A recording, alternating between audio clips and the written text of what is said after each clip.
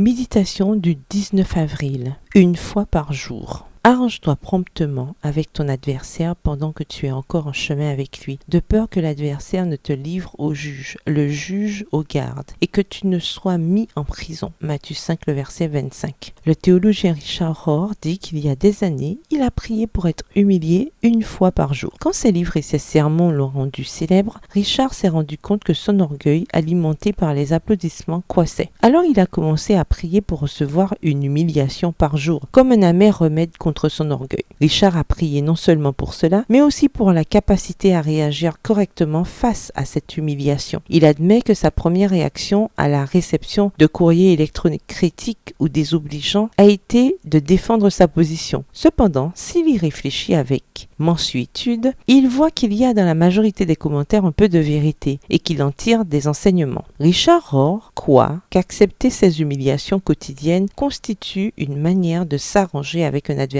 en chemin vers le juge, une manière d'appliquer les enseignements de Jésus. Dans Falling Upwards, tomber vers le haut, il dit: si vous ne vous nourrissez pas régulièrement de ces humiliations, et si vous ne vous arrangez pas avec les juges, avec le jury et avec les officiels de la cour, c'est-à-dire avec tous ceux qui vous révèlent vos fautes cachées et vous en convainquent, vous en resterez pour toujours à la première moitié de votre vie. En d'autres termes, vous resterez sous l'emprise de votre orgueil tant que vous n'aurez pas payé jusqu'au dernier centime. Matthieu 5, le verset 26. Si nous y prêtons attention, nous trouverons des occasions quotidiennes pour nous humilier devant Dieu. Si nous réagissons exagérément face à un commentaire et que nous sommes trop facilement offensés, il est possible que quelqu'un ait déclenché la mine antipersonnelle de l'orgueil de notre cœur. Dans le volume 4 de Testimonies for the Church, témoignages pour l'Église, Ellen White nous rappelle que nous devons faire notre part pour vaincre l'orgueil.